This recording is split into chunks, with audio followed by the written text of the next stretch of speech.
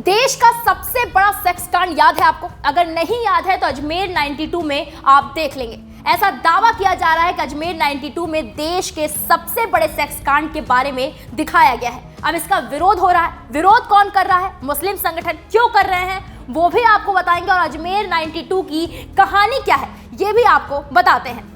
दरअसल फिल्म का रिलीज से पहले विवाद में पड़ना एक चलन सा बनता जा रहा है। कोई ना कोई संगठन अपनी छवि को नुकसान पहुंचाने की बात कहकर विवाद छेड़ ही देता है। पिछले दिनों फिल्म द केरल स्टोरी भी रिलीज से पहले विवादों में घिरी रही, और अब अजमेर 92 फिल्म को लेकर राजस्थान में विवाद खड़ा हो गया। मुस्लिम संगठन और अजमेर दरगाह कमेटी फिल्म के विरोध में उतर आई है। कमेटी के पदाधिकारियों ने कहा कि इस फिल्म के जरिए एक समुदाय को निशाना बनाया जा रहा है। अगर फिल्म के जरिए अजमेर शरीफ दरगाह और ख्वाजा मोइनुद्दीन चिश्ती की छवि को नुकसान पहुंचाने का प्रयास किया गया तो फिल्म निर्माताओं के खिलाफ कानूनी कार्रवाई की जाएगी। चलिए सबसे पहले जानते हैं उस घटना के बारे में जिस पर यह फिल्म बन रही है। बता दें कि साल 1992 और तारीख थी 21 अप्रैल। इस दिन एक अखबार ने बड़ा खुलासा किया, जिसके बाद सामने आया कि अजमेर में रसूखदार परिवार के लोगों ने स्कूल और कॉलेज की 100 से ज्यादा लड़कियों को अपने जाल में फंसाकर उनका यौन शोषण किया। दावा किया गया कि इनमें से कई लड़कियों के साथ गैंगरेप भी किया गया। हालांकि उस दौरान ज्यादा जानकारी नहीं होने की वजह से इस मामले को दबाने की कोशिश भी की गई। उसके बाद 15 मई को अखबार ने कई लड़कियों की तस्वीरों को धुंधलाकर छापा और उनके बयान भी लिखे। उसके बाद इस मामले की चर्चा देश भर में होने लगी।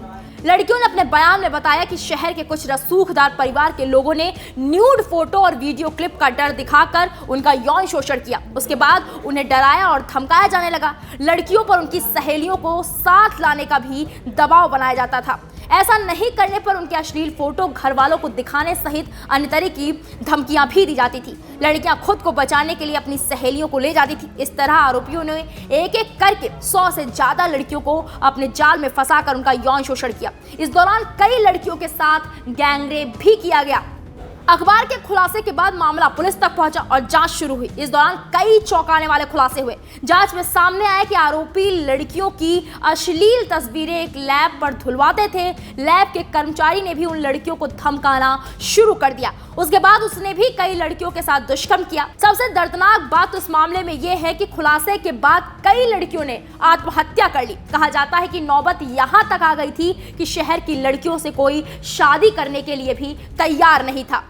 मामले की जांच में इस कांड के आरोपियों के खुलासे हुए तो सब हैरान रहे। ज्यादातर आरोपी रसूखदार परिवार के थे। अजमेर के सबसे चर्चित चिश्ती परिवार का नाम भी इस कांड में सामने आया।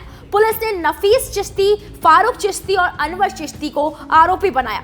फारूक उस दौर में यूथ कांग्रेस का अध्यक्ष था। पुलिस ने 17 लड़कियों की गवाही के बाद 18 लोगों के खिलाफ नामजद केस दर्ज किया।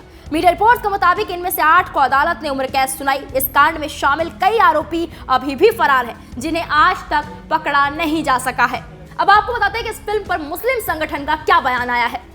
दरअसल इंडिया मुस्लिम फाउंडेशन के चेयरमैन डॉक्टर शोएब जमाई ने एक ट्वीट किया। उन्होंने ट्वीट कर लिखा, अजमेर दरगाह कमेटी के सदर सैयद गुलाम किबरिया और जनरल सेक्रेटरी सरवर चिश्ती साहब सहित खुद्दाम कमेटी से मशविरा करने के बाद हम ये आधिकारिक घोषणा करते हैं कि फिल्म अजमेर 92 शहर में घटित एक आपराधिक घटना है, जिसमें महेश लुडानी और डॉक्टर जयपाल की प्रमुख भूमिका थी और कुछ स्थानीय अपराधी शामिल थे।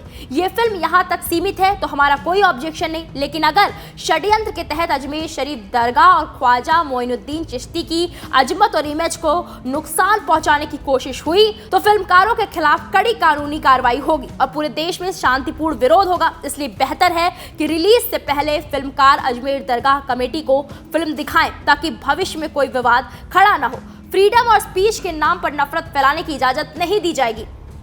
खादिमों की संस्था अंजुमन सैयद जादगान के सचिव सैयद सरवर चिश्ती ने अजमेर 92 फिल्म पर बैन लगाने की मांग की। उन्होंने कहा, इस फिल्म के जरिए हिंदू मुस्लिमों में नफरत फैलाने की मंशा है। कर्नाटक चुनाव से पहले द केरल स्टोरी फिल्म लाई गई, अब राज्यसभा विधानसभा चुनाव से पहले से लाया जा रहा है। फिल्म में गरीब नवाज की शान में गुस्ताखी नाकाबिले बर्दाश्त है। इस फिल्म को ख्वाजा मोइनुद्दीन चिश्ती और खादिम समुदाय चिश्ती परिवार से क्यों जोड़ा जा रहा है? इसमें सिर्फ राजनीतिक पार्टी, कॉलेज के स्टूडेंट्स और कर्मचारी शामिल थे। एक ही समाज के लोगों को टारगेट करना उचित नहीं है। तो ये है अजमेर 92 की कहानी और उस पर हो रहे विवाद की कहानी। आप इस मामले पर क्या कहना चाहते हैं? हमें कमेंट बॉक्स में जाकर जरूर बताएं। वीके न्यूज, राष्ट्र के नाम।